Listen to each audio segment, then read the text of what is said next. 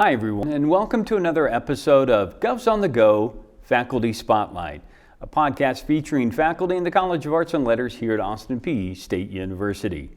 My name is Dr. Buzz Hoon. I'm the Dean of the College. I'm also the host of the podcast. And today I'm talking with Wansoo Kim, Assistant Professor in the Department of Art and Design here at Austin Peay. Wansoo, thanks for being on the podcast. Yeah, thanks. Thank you for having me. The first of the year, Yeah. and we're gonna go back to your beginnings because I think it's an interesting part of your story. Is that you were born and raised in a small town in South Korea, and I'm interested in how you think that helped your development as an artist, and when did you realize that you had a love of art? When I was 7 or 8, I remember that I really started to love drawings on discarded paper. Like when you use all the calendar, Sure. then the back part of it was my paper, my area that I can just explore. And just growing up till high school, I always liked drawing. And there's one friend of mine who was really good at drawing, and he always taught me how to do it. And then we ended up going to drawing art academy together. We decided to study art together. So in high school, I got really serious about it, and I decided to study either graphic design or ceramics, just based on the school I can apply with the drawing portion of it, and then I ended up just getting into my undergrad school, which is Seoul National University of Science and Technology, and they had really good ceramics program, and I just chose the major without knowing. Have you never done ceramics before? There was a picture of mine that I was 5 or 7. I was just drawing blue-white painting on a just fired porcelain piece, and so that was my very first portion of it. But other than that, it was just all drawing part that I really enjoyed. Yeah, so just studied ceramics in undergrad, and yeah. So it seems to me, as an outsider, at least to ceramics, you have to be very good with your hands. Yeah. So that is something that I'm sure it takes lots and lots of practice and lots of working with the material. Yeah. So working with the material is such a big part of the studio practice, especially working with clay. And to be honest, I was not good at it in the beginning, and then I really did not enjoy working with clay because I was oh, why do I do it? I am better at drawing. I just want to do drawing, and then it took me a couple of years to realize what I could do with clay, and my passion became even bigger after I moved to the United States just to study abroad. And then I really got to love working with clay.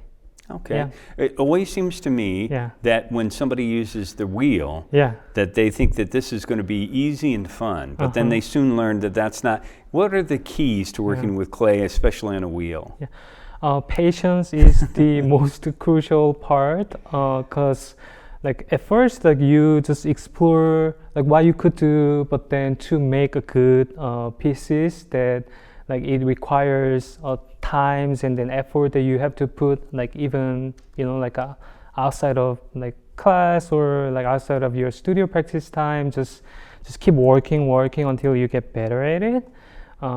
So yeah, that's also one thing I try to teach my students weekly. Okay. Yeah. So you mentioned that when you came to the United States, you went to, I think, University of Nebraska. Is that right?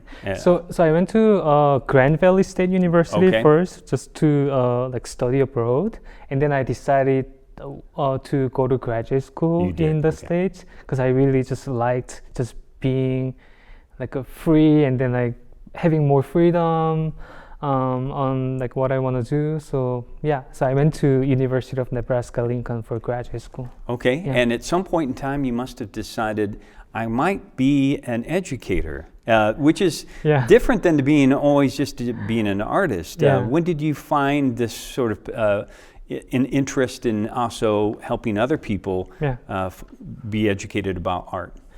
So back when I was freshman in undergrad in Korea, to go to art school, like you have to go to art academy and then prepare for like art exam, and there is a like huge academic culture in Korea. So when I was freshman, I had opportunity to just teach like high school students, just to help them like to paint or draw better. So my education, the like experience as an educator, like started back then, and then I help like middle school, high school students occasionally.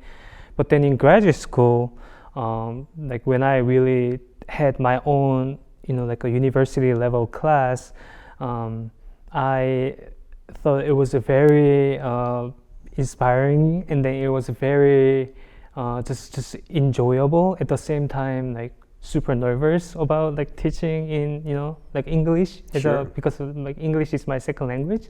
So like it also took me a while to like figure out like that like teaching is really fun, and then like what I wanted to pursue, like like that, like I find the clay, took me a while. Be patient. Yeah, be patient. Yeah. Well, you have found success in the classroom, thankfully for us here at Austin Peay. But how do you envision sort of how the ceramics program can grow, and what do you talk to students about? About the program. So great thing I can in my classes can offer to the Austin Peay State University and then the Department of Art and Design is that I get to have my students think about what like 3D object can do, because clay can do a lot of things. It's like fine art material, it's a craft material. So I want to teach that the like domestic object, like all the like utilitarian object that they can like make, and then think about like perspectives as a maker and then as a user. And also, to make sculptures to really question or push their conceptual like thinking process. And also, I also teach a 3D casting class. So with that class, students can like think about how to design like a product, and then go more, like manufacture way. So like the versatility of clay, I want to really share that with my students a lot. Okay, Yeah. and one of the things you've also helped people within the community, you've worked with the Community School of the Arts, Yeah. and worked with some of our children, which I'm sure was just as rewarding to see the seeds of the passion for art Yeah. placed in their spirits. Yeah, so I think I'm planting pretty good seed with my students, because all of the current instructors who teaches the Community School of Arts, they're all my previous students who graduated, and then now they're being an educator, teaching the community members, and the youth, like K-12 students, and occasionally seeing them in the studio, and just how to interact, and then sharing that whole culture. I think that's so amazing. And I'm sure then, even as a young professor, you found that seeing your students have success beyond even what your own expectations for them may have been is part of the reward of being a teacher. Yeah, definitely. Yeah. So you also continue to create as an artist, and in 2021 you had an exhibition called Table Monsters. Yeah. Tell us a little bit about that. How did that come about?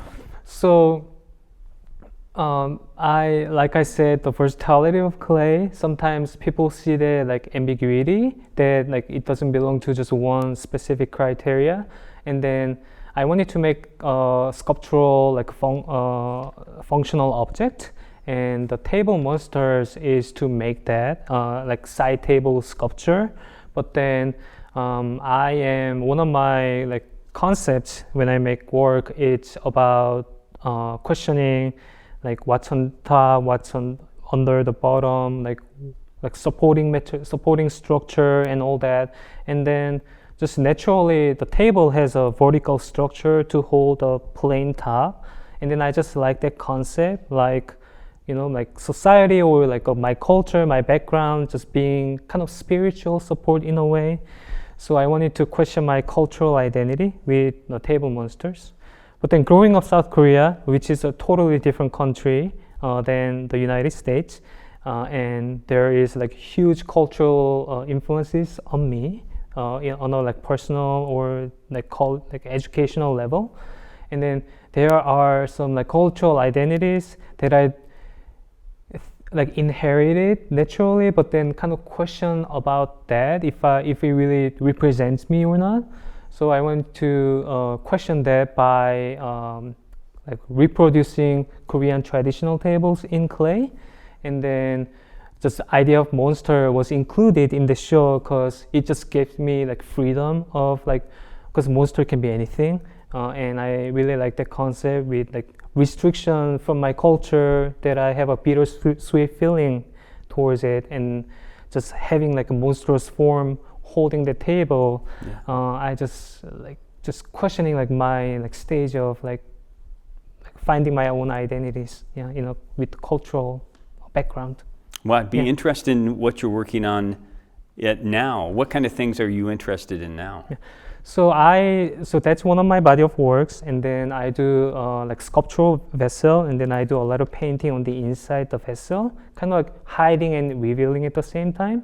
But then I also am working on like new series of table monster, not like reproducing Korean traditional tables, but then like using human form as a table. So kind of still questioning like my identity with that, and then like explore some options like visual options with that. Okay, Yeah. well, I can't wait to see. Yeah. Well, Wansoo, thank you for being on the podcast today. Yeah, thanks for having me. It's been great honor and then enjoyable talking to you. And thanks to all of our listeners and viewers out there for joining us. We will continue to profile some of the outstanding professors we have here in the College of Arts and Letters at Austin Peay State University. So till next time, stay safe, take care, and God bless.